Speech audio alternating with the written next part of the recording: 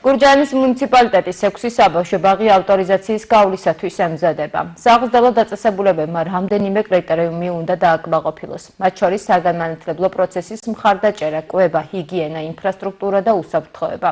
გურჯაანის ყველა საბავშვო ბაღში დაინერგა ჰასპის სტანდარტი. ყოველდღიურად კონტროლდება, რომ აღსაზრდელებმა შესაბამისი კალორაჟის ეკოლოგიურად სუფთა საკვები მიიღონ.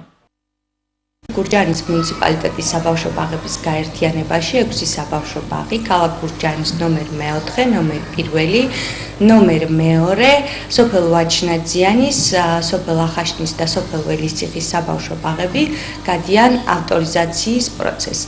რას მოიცავს ეს ავტორიზაციის პროცესი? განათლების ხარისხის ეროვნული სააგენტოს მიერ შექმნილი ჯგუფი ადგილზე მოდის და 4 კრიტერიუმით გაივლის არის თუ არა შესაბამისობაში ბაღი იმ სტანდარტებთან, რაც კანონმდებლობით გვაქვს მოცემული. ეს კრიტერიუმები არის კვება, სანიტარია, ჰიგიენა, მეთოდური მიმართულება, უსაფრთხო გარემო და პერსონალის მართვა.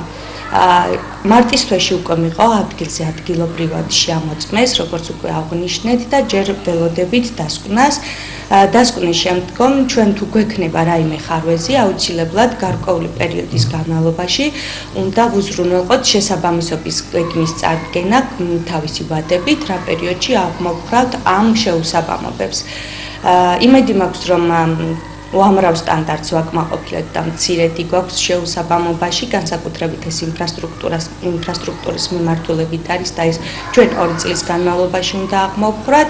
რაც შეეხება კვება, სანიტარია, ჰიგიენას, იცით, რომ 2022 წლიდან მუნიციპალიტეტში დანერგილია ჰასპის სტანდარტი და შესაბამისობა უმეტწილად ვაკმაყოფილებთ ამ ნაწილს, ხოლო მეთოდოლოგიისა და პერსონალური მართვის მიმართულებით შემუშავებული იქნა მარეგულირებელი მექანიზმები და აი ამ მარეგულირებელი მექანიზმებით მოხდება შემდგომი პროცესების წარმოება.